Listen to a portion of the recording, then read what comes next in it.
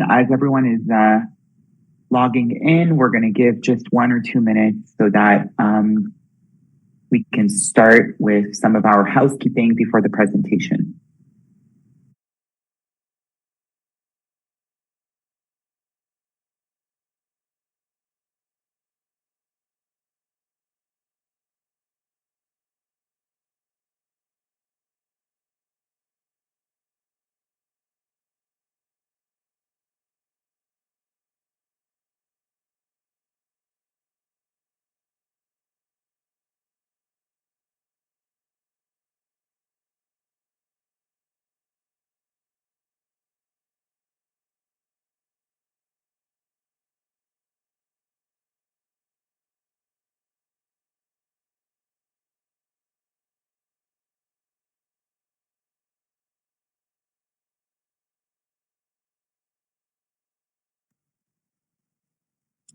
Okay, we're going to give 1 or 2 minutes as people are logging in before we start our presentation of today, first one of 2026. So I wish Happy New Year to everyone.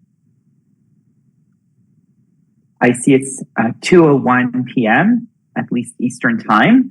So I will start by giving some of the housekeeping information. First of all, welcome to the Neonatal Hemodynamics Research Center Targeted Neonatal Echocardiography Foundation Curriculum. I'm Gabrielle Altit. I'm a neonatologist based at the Montreal Children's Hospital, and it is a pleasure to co-chair this webinar series with Dr. Amy Stanford from the University of Iowa.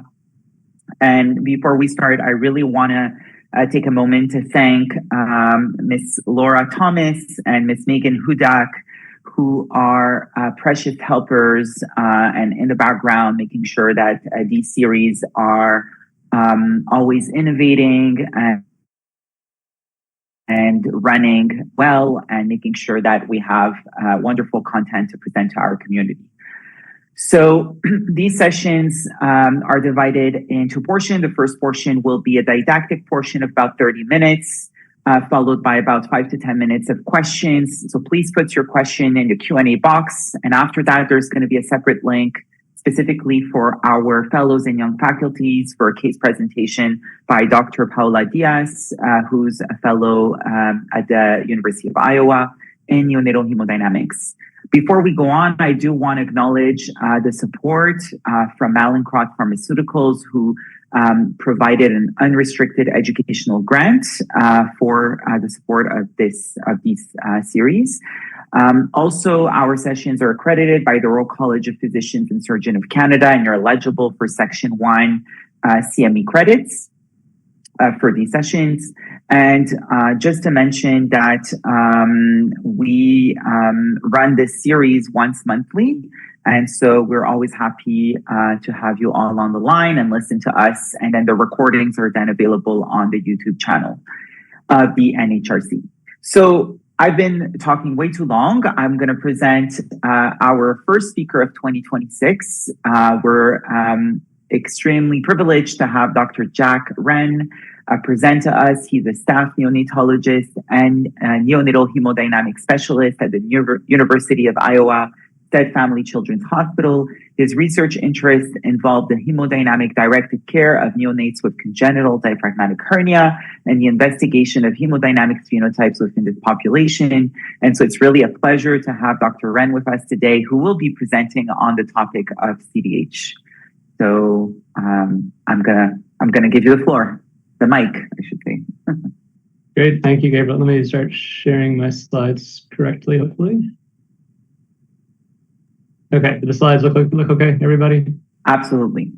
Okay, fantastic. Well, thanks for the opportunity to be here. I'm really excited to talk about this subject, which is both a bit broad, and I actually struggled in the beginning of how exactly to define it. So kind of the first part of this talk will be, how do you really define what is the left heart phenotype? Because I think we have a growing discussion of this in our care for critically ill babies, but we're still getting used to this topic. I don't have any disclosures other than this is going to be kind of a relatively simple, mostly physiology-based lecture as opposed to kind of research-heavy. So as I alluded to before, I think my first question when I was asked to give a talk on this subject was, how do we actually define what makes up the left heart phenotype? Because when I think of the left heart phenotype, and I'm a bit biased because of my clinical and research interest, I jump immediately to CDH, and I think many of us would, but I certainly don't think it's limited to this population. There's a growing appreciation of the role of the left heart in BPD disease, and particularly associated with systemic hypertension. And so when I was really trying to, how do you really define what is the left heart phenotype outside of the CDH population, I ended up turning to the adult literature, which I think does a great job of categorizing pulmonary hypertension, and specifically the WHO. And I personally, I think the best way of categorizing left heart phenotype is what the adults would call group 2 PH in the WHO guidelines, which is pulmonary hypertension secondary to left heart disease. And so that's what I'm going to use as my definition kind of during this talk. And so if that's the definition, I think we should talk about the physiology. And so using Ohm's law, we know that the pressure between two circuits has to equilibrate to equal the flow between them multiplied by the resistance. We can adapt this for physiology and redefine and rearrange some variables to change this to equal to mean pulmonary hypertension, or mean pulmonary artery pressure is equal to pulmonary blood flow multiplied by pulmonary vascular resistance plus left atrial pressure. And for the purpose of this talk, we're going to be ignoring the myriad of diseases in neonatology associated predominantly with elevated PVR. Now we're going to be talking about, again, this left heart phenotype, which we are going to define predominantly by the presence of LA hypertension or elevated LA pressure. So in this kind of brief time together, we'll talk really about three main physiologies: LV systolic dysfunction, LV diastolic dysfunction, and LV outflow tract obstruction. I do want to throw a caveat in about pulmonary vein disease, which I think should fit into the category of the left heart phenotype, but one that's a kind of its own entity. It's been already discussed in the NHRC before. I've encouraged everybody to watch that lecture. It was great. And also with the caveat that this diagnosis does not necessarily have elevated LA pressure, but instead it has elevated wedge pressure on CAT.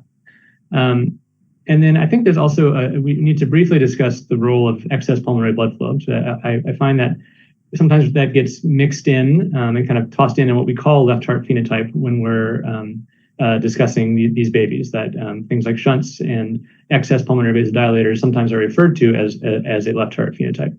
And I think the reason for that is because they fit into the category of things that we try to avoid excess pulmonary vasodilators in. So I think another way of classifying this in terms of things you shouldn't give nitric to certainly includes vein disease, but it includes multiple diseases that are associated with elevated LA pressure, of which excess pulmonary blood flow and shunts and iatrogenic use of nitric can certainly cause that. But for the purpose of this talk, we're going to be focusing on, again, this group 2 PH by the WHO, or what I'm calling the left heart phenotype here.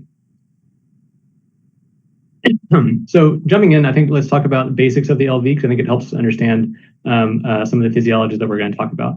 So I know this is review for all of us, but as we know in fetal circulation attached to the placenta, both ventricles are pumping essentially in parallel with the right and the left ventricle, both providing systemic blood flow. Now, obviously, and both are pumping against a relatively low resistance circuit via the placenta. After clamping the cord, this moves to an in-series circulation, and the LV is going to face significantly higher afterload due to systemic blood pressure, but also a change in its blood supply. In utero, the LV is supplied predominantly via less oxygenated blood via the foramen ovale, whereas obviously once the cord is clamped, it's going to be supplied by oxygenated blood from the pulmonary veins. And with the RV being the predominant ventricle in utero, this is going to shift, obviously, once the cord is clamped, and the LV will become the dominant ventricle, both in function and metabolic activity soon after the cord being clamped. I'm going to briefly channel my inner Phil Levy here, but certainly not to the extent that he does this. But I think it's important in terms of how we assess function to talk about the embryology of the left ventricle. And so this image on the left here is the tensor MRI image, which really shows nicely the layers of the myocardial fibrils of the left ventricle.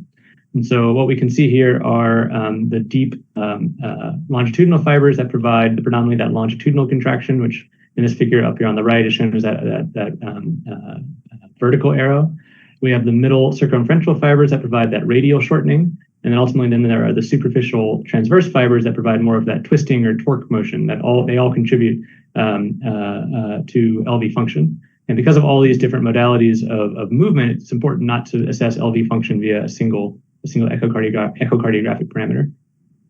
And then finally, we also have to recognize that the left ventricle is not an island in and of itself, that it is impacted both by ventricular-ventricular interactions via shared myocardial fibrils between in the interventricular septum, but also if by ventricular interdependence, where if the RV becomes either pressure and or volume loaded and begins to bow or push into the LV, that will both impact LV filling, LV preload, and LV function directly. Moving on with that kind of as background, I think let's just jump into talking about these left heart phenotypes. And I think the simplest one to kind of wrap our head around is left heart induced pulmonary hypertension from LV systolic dysfunction. And so we'll start talking about assessing this via echo. I think this will be review for everybody, but we'll talk through each of these phenotypes, the echo assessment. So shown here are really kind of the predominant 2D echo measures of LV systolic dysfunction. I think we'll all be familiar with. This first one obviously is Simpson's calculating ejection fraction by using Simpson's biplane method of discs. Alternatively, we can utilize fractional shortening in the short or the long axis, or the 5/6 area length method. All three of these are equivalent in assessing function by echo. The Simpson's method, at least in neonates, is probably the tightest correlate with a gold standard of cardiac MRI, but all three can be used. But I think the key part of these assessments is that they're all based on 2D measures of changes in the ventricular size. And certainly there's more to LV function than there's changes in LV dimension, which leads to other modalities of assessing LV function. Tissue Doppler imaging is, as I said, a different modality. So instead of looking at chamber dimension, now instead we're making the echo machine work a little bit harder to focus in on the relatively slower moving myocardium relative to the blood flow around it, and utilizing a point estimate to measure, at least from the apical four chamber, the longitudinal motion of the AV plane when you're in the apical four chamber of the ventricular wall towards the cardiac apex. Over the course of the cardiac cycle, that produces a Doppler tracing shown here on the right, and we will utilize the peak systolic velocity as an estimate of LV function. So that's shown here with the white arrow during the systolic phase of tissue Doppler on the LV lateral free wall. And then finally, we'll utilize speckle tracking or strain analysis as an additional metric of LV function. So again, this is kind of utilizing a different approach from both 2D measures and a tissue Doppler. Now we're utilizing the myocardial speckles themselves and assessing their deformation over time in kind of regional gaits. This will then be presented as a percent change from the original dimension of the traced ventricle. This technology certainly is growing, but it's at this point very widely used in the adult literature. It's increasingly used in neonates, and we use it quite frequently here, but it's certainly still being adopted in the neonatal population. This figure on the right is showing a pretty reasonable concordance of ejection fraction by strain analysis and how well it correlates to ejection fraction when estimated by Simpson's biplane. So with that as kind of baseline of the echo stuff, let's talk about the physiology now. So I think the trainees here at Iowa know that I love pressure volume loops. I find it the most helpful to assess the physiology of the baby in front of us. And so here on this slide are two loops. In blue is, we'll say, normal, and in green is a pressure volume loop of a baby with LV systolic dysfunction. The main difference is this kind of diagonal line in blue and green, which is labeled ESPBR line. This is the in-systolic pressure volume relationship. And this is a kind of direct correlate estimate or depiction of LV systolic function on a pressure volume loop graph. And as systolic function decreases, that line goes from being very vertical to more horizontal. And that leads to two key things. That leads to the overall pressure volume loop becoming narrower. And the reason why that matters is because the area of this loop is stroke volume. And so essentially it's a measure of LV function. But critically, it also shifts that loop, that smaller loop, up and to the right. And that shiftward is based on this lower line, which is the in-diastolic pressure volume relationship. We'll talk about this EDPR a little bit more in a later area, but it shifts based on this bottom curve. And so what does that mean? That means we are going to have an increased amount of blood remaining in the left ventricle at the end of each beat. So that will increase your LV end diastolic volume. I've circled here in yellow the point of the pressure volume loop that is the end of diastole. And what we see is that this shifts again up and to the right. So at end of diastole, the LV is going to both have an increased volume, but critically an increased pressure.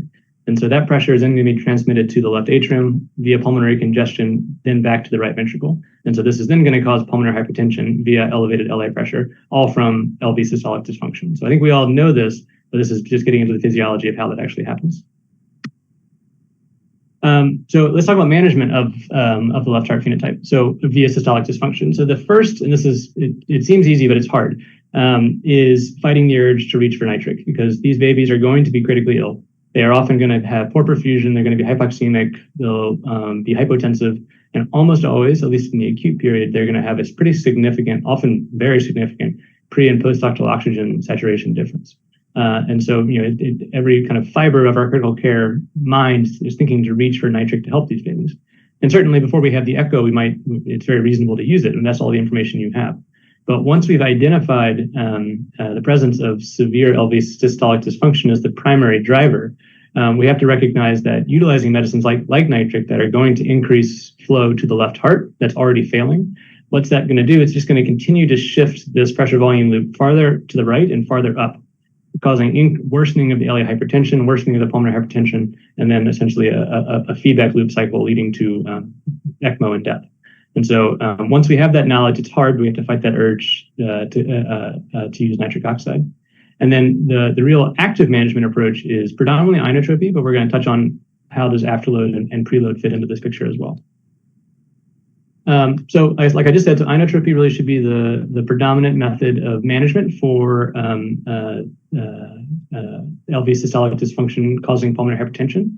This is, again, more pressure volume loops. This is now showing in gray the control, so normal function. And then what happens if we add a positive inotrope? As I said before, that ESPVR line becomes either steeper or flatter based on on degree of systolic function. So if we increase systolic function and contractility, the ESPVR line becomes steeper and shifts to the left.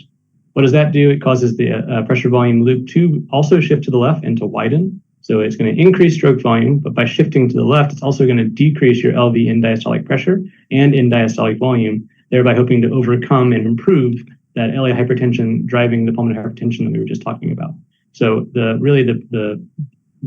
reason why we're starting all these inotropes, these medicines, is ultimately to improve this ESPVR on the pressure volume loop. In terms of specific medications, what are we using? We're utilizing our classic inotropes, either low-dose epinephrine or dobutamine. It can be a little bit controversial, but I think certainly in the term population and in those who are either hypocalcemic or relatively hypocalcemic, calcium or calcium infusions can be helpful. And then finally, we have to remember that the heart does not function in isolation in the chest, and that a baby with severe LV systolic dysfunction who is spontaneously breathing an endotracheal tube and positive pressure ventilation will significantly decrease the transmural pressure on that left ventricle and essentially act as its own inotrope. And so intubation, controlled intubation can be very helpful in these babies if they're not already intubated. In terms of afterload, these patients can present with normal blood pressure, low blood pressure, or even quite high blood pressure due to activation of the renin-angiotensin pathway from hypoperfusion to the kidneys and the adrenals. And the deleterious effects of high afterload can again be seen on these pressure volume loops. I've circled here the point on the pressure volume loop where the aortic valve closes. As afterload increases, if we keep inotropy the same, you'll see that the valve closes sooner and the pressure volume loop becomes more narrow. So again, decreasing stroke volume. As that continues to happen, it's also going to shift the curve again right and up and upwards, and so worsen that pulmonary hypertension from the left heart disease that we were talking about. And now conversely, if we lower afterload while making sure that we still maintain adequate coronary perfusion, you'll see that the aortic valve is going to close a little bit later, and thereby you'll have increased ejection of the heart, and you'll see that the stroke volume will increase, and over time, this loop will also shift to the left, so improving that pulmonary hypertension. This is exactly why milrinone is such a great, as a predominant vasodilator, is such a fantastic drug in the setting of LV systolic dysfunction. Even if the afterload is only marginally elevated, is a significant benefit and help to the left heart. We will utilize it first line and often quite early with severe LV systolic dysfunction, provided that the infant has adequate urine output and is not being cooled. I'm sure all you guys have heard us talk before that we've seen pretty significant and profound systemic hypotension from the use of milrinone during therapeutic hypothermia. And so we'll avoid milrinone in that population, but otherwise this is really one of our mainstays in addition to our inotropes. In a patient who has a contraindication to milrinone and has elevated afterload with LV systolic dysfunction, we'll then utilize a direct afterload agent, typically nitroprusside, but if we need to, a calcium channel blocker. And then finally, I think a brief mention of the role of preload, because this is something else that we often will think about reaching for when we have a critically ill baby in front of us. Because we were taught in medical school that by giving volume, you will improve cardiac function. And certainly in the adult, based on the Frank-Starling relationship. And in adults, this is certainly the case. But again, as we know, neonates reside on a much less dynamic, a much less steep part of the Frank-Starling curve. And for every increase in end-diastolic volume via preload, we see really a marginal increase in cardiac output and stroke volume. Now, this is, of course, this is in a typical neonate. Now, a baby who was born via placental abruption, who had significant blood loss, different story. But for the neonate who is not volume deplete, giving an excess amount of preload, while it may help in the short term with 1 or 2 boluses, continuing to give preload to a neonate who is not volume deplete runs the risk of shifting this curve again up and to the right, which can worsen their physiology. So utilizing volume kind of when it's needed and with frequent reassessments. I think we'll do a brief case here. We'll do more of these cases here at the end with Paula. But this was a baby we recently had in our NICU. It was an undiagnosed left-sided CDH that was delivered at a local referring hospital. This was their initial chest X-ray after they were intubated there. The baby was hypoxemic with a pretty significant moderately desaturated. They were relatively normotensive, but with quite high diastolic blood pressure and a narrow pulse pressure. And then obviously their capillary gas was quite poor. By the time they arrived to us, we performed their initial echo. Based on Simpson's biplane, they had moderate to more severely depressed LV systolic function. The RV was also down, but it appeared to be LV predominant. On our tissue Doppler analysis of the LV free wall, we see a reduced LV S prime, or again, the peak systolic velocity on tissue Doppler of that free wall of the ventricle. And then on our speckle tracking analysis of the left ventricle, it was pretty severely depressed by longitudinal strain with a global strain of minus 3.9%. So really suggesting severe LV systolic dysfunction. How did we manage this baby? So we utilized inotropes. So we started epinephrine at 0.05. Given the severity of the dysfunction and how long it lasted for, we increased it up to 0.08. We also started milrinone quite early, really even before the baby had established adequate urine output, just because of the severity of the dysfunction and the elevated diastolic blood pressure. We started on the lower end than we typically would since the baby was still so young, but rapidly increased it up to 1 as the baby improved in the first 24 hours. Despite the fact that the baby technically had pulmonary hypertension and had a pre and post split, we avoided nitric because we knew that the atrial communication was all left to right. And again, this baby did not have any indication for preload replacement because there was no, the baby was not actually volume deplete. And then we also had to consider and had contingencies to consider the use of prostaglandins for systemic perfusion due to the severe LV dysfunction. This baby did not need that. We'll talk more about this actually in this next section coming up.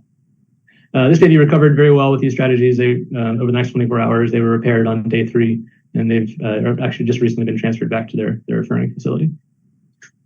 Okay, so moving on to some of the more kind of the trickier ones to think about. We're going to talk about the left heart phenotype now from LV outflow tract obstruction.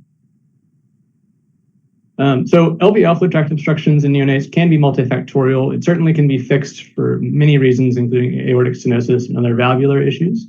I think more frequently in the NICU, we're going to be thinking about dynamic obstruction, which is going to be from a combination typically of septal hypertrophy and systolic anterior motion of the mitral valve, or SAM. Which is seen very nicely here in this cardiac MRI image that I stole with credit from Radiopedia. Now again, classically, this is going to be in infants of a diabetic mother with hypertrophic cardiomyopathy, but in the literature, you can find reports of this being seen in at-risk infants who already have LV hypertrophy and have profound hypovolemia or are on incredibly high amounts of catecholamines. But I think in general, we're talking about these are going to be those IDM babies with hypertrophic hearts. The pathophysiology of LV outflow tract obstruction, we kind of touched on a little bit when we talked about the role of afterload in systolic dysfunction. So the overall pathophysiology is related to the significant elevation in LV systolic pressure, which will again narrow that pressure volume loop, and then over time cause it to shift upwards and to the right, causing that LA hypertension, and again back transmission to the right heart, causing elevated pulmonary pressures, even though it's a predominant left heart disease. What the pressure volume loop is not really showing here, but does occur, is also the reduction in contractility and systolic function by virtue of the force frequency relationship, which we know that the neonatal myocardium is uniquely vulnerable to decreased contractility as afterload increases. This dot plot on the bottom right is from an old study almost 30 years ago now. It's from neonatal rats. And we can see as afterload increases, which here is demonstrated by wall stress, and on the y-axis is contractility. Rats that had just native myocardium, you can see the very significant drop in contractility as afterload increases. But even in those supported with an inotrope, here being dobutamine in the black dots, we see that even with an inotrope, as afterload increases, that neonatal myocardium still has a notable decrease in function. And so these babies will be at risk of systolic dysfunction, even though that's not the original etiology. So I think here, let's talk briefly through the case, and then we'll talk about the management approaches. I think it's helpful to go in that direction, or that kind of order for this case. So this is a post-term infant that was in our unit last year. The baby also was born at a referring hospital. It was a pregnancy that was complicated just by uncontrolled diabetes in the mom. The delivery itself was rather unremarkable, but the baby was hypoxemic at birth, requiring intubation, surfactant, mechanical ventilation, really without any improvement in saturations despite those maneuvers. Eventually, the baby did get a normal saline bolus, which did improve the SATs, and then they called us for transfer. The baby had systemic hypoperfusion with an elevated lactate, and then we can see one of their initial chest X-rays, which shows relatively clear lungs, but certainly cardiomegaly on the X-ray, and a very deep UVC. On their initial echo, so here we have the LV 5-chamber view looking at the LV outflow tract, and we can see in the 2D that there's the septum is quite thick. The mitral valve leaflets are really quite dysplastic and thick and kind of gnarly looking, but the actual outflow tract itself is almost obliterated by a combination of the septum and that systolic anterior motion of that mitral valve leaflet that, again, appears quite dysplastic. You can see the color flow acceleration as well as the narrowness of the flow on the tissue, on the Doppler. And then we can see when we actually continuous wave it, the peak gradient was quite high at this point, it was almost 100. And then again, you can see the severity of the obstruction in the long axis of this infant, where essentially we have loss of that LV outflow tract for the majority of the cardiac cycle, at least on 2D analysis. This baby technically did have pulmonary hypertension by virtue of a bidirectional PDA, but was almost all left to right. But critically, the atrial shunt was all left to right. And they had evidence of systemic hypoperfusion. So here we have, I'm showing the Doppler of the ascending aortic arch, as well as of a postoctal organ, who's a celiac artery. Both of these are very abnormal. And so the actual LV outflow leaving the left ventricle was quite low. And that's evidence in the fact that this baby had an elevated lactate when they presented to us. So how do we approach these babies? And these ones are hard to manage because they're often quite ill. They can be hypoxemic. They appear in extremis. They've got poor perfusion, elevated lactate. They've got a pre and post split. Where do you even start? And so we're going to talk through each of these, but ultimately the overall goal, I think, as we all know, is to improve the obstruction, improve LV filling. These two kind of go hand in hand, and then to promote systemic perfusion if there is systemic hypoperfusion. So as I mentioned before, the overall first goal has to be improving the obstruction to improve that LV outflow tract and improved LV output. In the acute setting, volume is really your first line. By this baby, I think ultimately when the baby got a saline bolus at the outside, they had an improvement in their saturations. And this figure at the top left is showing a nice example of an infant who of their echo and their LV outflow tract gradient before and after volume resuscitation, where we see improved LV end diastolic volume and a reduction of the gradient after volume resuscitation in the setting of septal hypertrophy.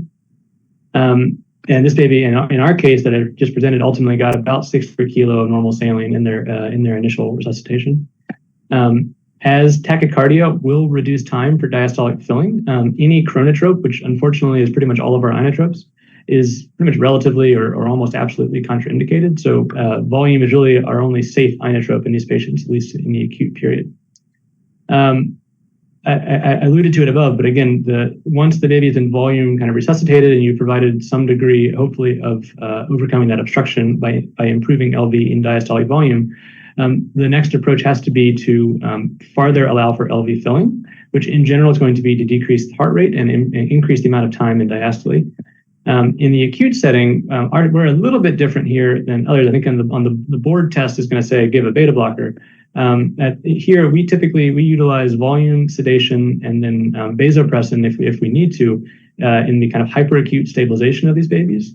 The reason for sedation, obviously, is I think kind of relatively simple. It both will decrease myocardial oxygen demand and also in and of itself help to bring the heart rate down.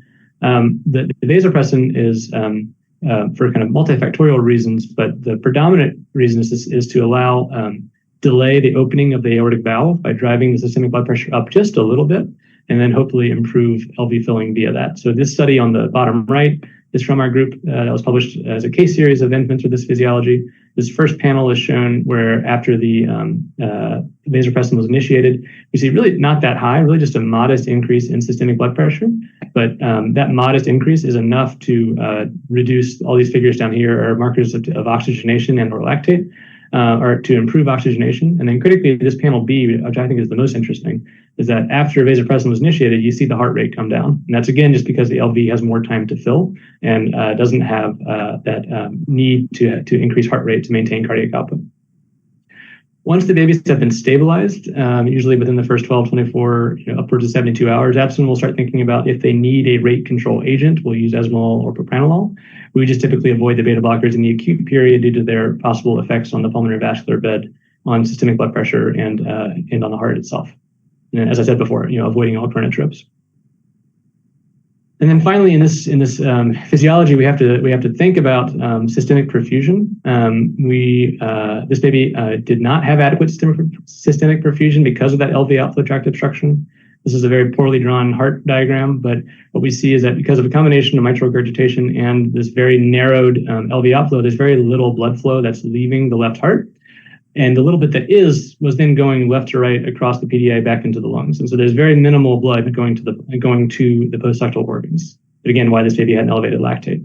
So in this case, we needed to both make sure we kept the duct open, that's the easy part, start PGE, but then help to guide blood across that shunt where we want it to go, which is increasing the right to left fraction so that we have systemic perfusion. So that it may be kind of blue or purple blood crossing right to left, but at least it's some blood going to the postductal organs. And so in this infant, we started PGEs and then we took maneuvers to try to increase PVR to try to drive that shunt more right to left. So utilizing less oxygen, higher CO2 threshold, and then avoiding systemic hypertension to enable that shunt to be a bit more right to left.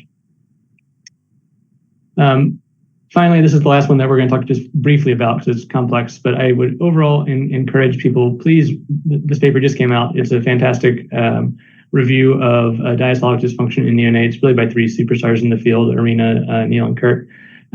These figures are great. I think my overall take home from these is just how complex diastolic dysfunction is, but recognizing that it's not from a single etiology. You can see in this graph how there's different components to diastolic dysfunction, but the key part is that there's one single kind of unifying, single common mechanism or end result, which is that we end up with elevated LA pressure, pulmonary congestion, and then eventually pulmonary hypertension and diastolic heart failure. So multiple etiologies that all lead to the single end common pathway. The diagnosis itself, again, I'd refer you to this paper. Diastolic dysfunction is certainly a challenge to diagnose, and that could be a whole lecture in and of itself. I've highlighted the 3 that here at Iowa we use predominantly. In yellow. In red, I think are 2 that we're not really using here yet, but I think the literature would suggest that we need to be considering it because I think these have some pretty strong evidence behind them. But my main message from this, though, is that diagnosing LV diastolic dysfunction in neonates needs more than one assessment. So you pick whatever you're most comfortable with, and utilize them serially. But making sure that we're assessing these babies multiple times, because we almost never diagnose LV diastolic dysfunction on one echo. It essentially always, for us, requires multiple assessments over time to see abnormalities in these values, because it is a challenge to diagnose. The management of LV diastolic dysfunction, going back to our pressure volume loops, is ultimately to improve the ED-PVR, or that end diastolic pressure volume relationship. In diastolic dysfunction, this ED-PVR curve is going to shift upwards and to the left, which again is going to cause the pressure volume loop to become smaller, so stroke volume will decrease, and it's going to cause LV end diastolic pressure to be elevated. That again will transmit back to the left atrium, to the lungs, and then again to the heart, to the right heart. And so we'll see markers of pulmonary hypertension, but again, it's from diastolic dysfunction this time, as opposed to from true resistance-mediated disease. So overall, our goal is to improve this ED-PVR curve. Our first-line therapy does not do that. But what it does is essentially just removes fluid from the equation and helps to shift everything down. And so diuretics, in the majority of cases, are going to be our first-line therapy, simply because they work, and because the other ways of treating diastolic dysfunction are hard. Diastolic dysfunction is also from things like LV hypertrophy, which is just hard to manage in the short term. So diuretics are, in general, going to be our first-line therapy, and often can be monotherapy. Afterload control, as I've mentioned before, is a key agent. So milrinone in the acute setting is fantastic, both for its vasodilator effects and for its lusitropic effects on the left ventricle.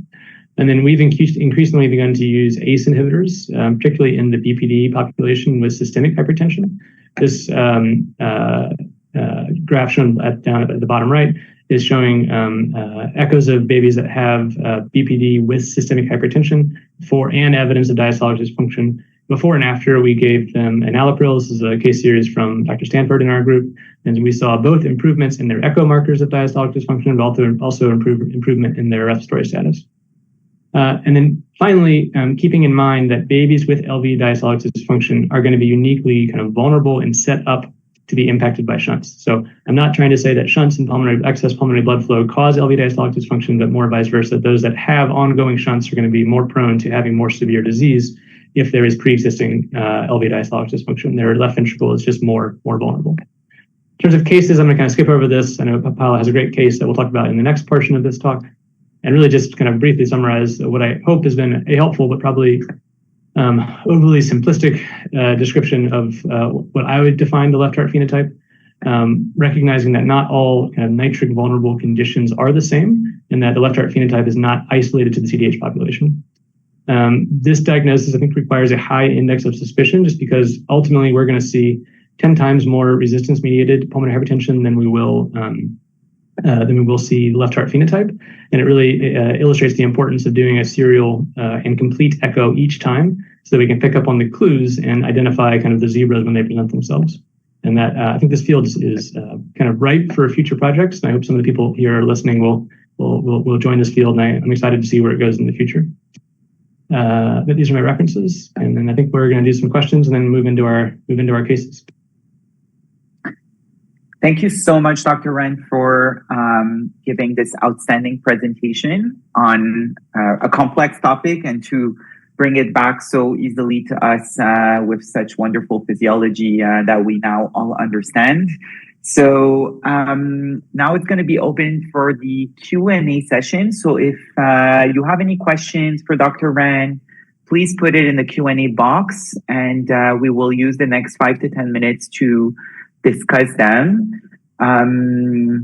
In the meantime, I wanted to kind of maybe reflect on some of the cases you presented were striking and super interesting.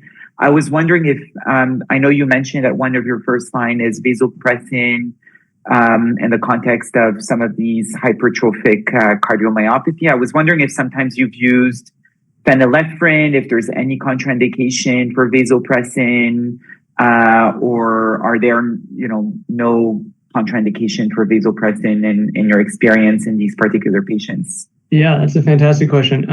We honestly, that came up, and we had a case recently of one of these where we were kind of co-managing the cardiology, and they were asking the same question. And I think we're not opposed to it. Our unit, we use a lot of vasopressin in our unit, and we really don't use phenylephrine. And so it's really mostly from a nursing perspective why we're utilizing it. From a physiological perspective, it should be equal. I mean, in terms of phenylephrine shouldn't have any chronotropic effect. It should have the same afterload driving effect. So it certainly, I think it could be used equally. It's mostly due to kind of comfort in our unit with the medication that we choose vasopressin. Thank you for this. Nursing is always a huge driver in the decision at the bedside. So that's the reality of everyone. And I would say that this is also true, at least for our unit. We feel much more comfortable using vasopressin than phenylephrine unless it's a patient with TOF who's having some kind of RVOT dynamic obstruction. So we generally don't use as much phenylephrine than other units. Okay, we have a first question on the Q&A. Is there any concern that you may have of driving up the afterload to the point that you would, lead to issues with your PDA physiology? Yeah, it's a great question. As I said, I'm kind of saying conflicting things. I'm saying drive up afterload to help overcome the gradient, and I'm saying avoid hypertension so that you don't shift it. So I think part of it is what's your primary physiology you're worried about? If you're worried about systemic hypoperfusion, so this baby essentially had coarct physiology, right? This baby, their gradient was so bad, their PVR was so low that they just had very little systemic perfusion. And so in this one, we were using, it was very little vasopressin in this patient. This patient predominantly needed the systemic perfusion. So it's going to be ultimately, what are you most worried about? If you think that you're really trying to overcome the gradient, then vasopressin can be helpful. On the other side of the spectrum, if you really want to make sure that you're pushing that shunt right to left, then you really do want to try to keep your blood pressure on the low normal end. So it just depends a little bit what you're targeting. The other piece with the vasopressin is we're not targeting hypertension to truly drive things. Ultimately, what we're shooting for these babies, at least in my experience, they're going to, in general, their systolic pressures are probably going to be in the 50s or 60s. And so you're maybe trying to push it 5 or 10 points higher. You're not trying to push them into the 90s. This is just to provide that little bit of push. And again, you can see that in the figure that Stephanie Boyd published when she did this case series of our data a couple of years ago, that the actual increase in blood pressure, it's under 10 points, but it still had an impact clinically, both on oxygenation and on heart rate. And so it's usually that little bit of push in blood pressure. It shouldn't be too much to change your PDA shunt direction too much. Mm-hmm. And then if we can, I know you're going to be discussing probably the use of prostaglandin in some of these patients with extremely severe left ventricle and restrictive duct. I don't know if you can give some insight for the bigger group before we move on to the case discussions with the panelists of how you tend to reflect on when you would use PGE in some of these babies. Yeah, so our main indication for this population with LV outflow tract obstruction is when we think we're dealing with, like I said, this kind of coarct physiology where either from the obstruction or from a restrictive duct we don't have adequate systemic perfusion. Obviously, in the acute setting, we want to try to keep the baby in normal physiology. So as in, if you can overcome the obstruction with volume, with a little bit of vasopressin to hopefully increase that filling, and then you can get adequate perfusion, you don't need to worry about the duct, even if it's restrictive. Now, if unfortunately that's not possible, you've given the baby a lot of volume, you've given them sedation, their muscle relaxed, and you still have a severe obstruction, then that's when you do need to actually rely on the right ventricle for systemic perfusion. And so we're utilizing the duct either in that setting where the LV is so dysfunctional due to that force frequency relation we talked about, where it simply can't act as a systemic ventricle, or where the obstruction is severe enough and kind of can't be rescued. And again, we need the right ventricle to provide that support. So in this baby's case, it was more we couldn't overcome that obstruction with fluid enough that we needed to keep the duct open and have the right ventricle provide systemic blood flow until the dynamic obstruction got better. But in other cases, it can just be from the severity of the LV dysfunction that even if you overcome the obstruction itself, the LV is just not ready yet to act as the systemic ventricle. And then that'd be the other indication to utilize prostaglandins in that case. Okay. Thank you so much. Just to answer, there's a question about these talks on YouTube. They will be posted on YouTube after the session. And someone is asking, with your experience of using vasopressin Have you seen a lot of hyponatremia or tips to avoid hyponatremia? Yeah, great question. So the answer is for the most part, no. We try to limit our use of vasopressin to really kind of a max of 48 hours. That tends to avoid most of the hyponatremia. We don't see it much in the acute period. But we also recognize that at least in the acute period, the hyponatremia from vasopressin appears to be predominantly from natriuresis, as in they're just losing sodium in their urine. And so once we start vasopressin, we empiric up significantly on how much sodium the baby is receiving in their fluids. If they're already on TPN, we'll increase it in that. Otherwise, we'll kind of increase the amount of sodium in their maintenance fluids. And so we'll be pretty empiric on going up by 2, 3, 4 milliequivalents per kilo of sodium once we're starting vasopressin and try to overcome that. Okay, perfect. I think we're gonna stop here and post the link for our panelists to go on for the next session. Before we close, I do want to thank Dr. Ren for putting together this wonderful presentation, giving us and sharing with us his expertise and experience. Our session of February will be presented on neurohemodynamics. So it's going to be a new topic, and it's going to be presented by Dr. Nim Goldstrom and Dr. Tyler King. So make sure to join us for that particular session. And again, thank you so much for joining in today. I'm going to invite all the panelists who have received the link for the case discussion to now click on that link and open the next session so that we can go on with this webinar. Thank you so much and have a wonderful day. Recording stopped.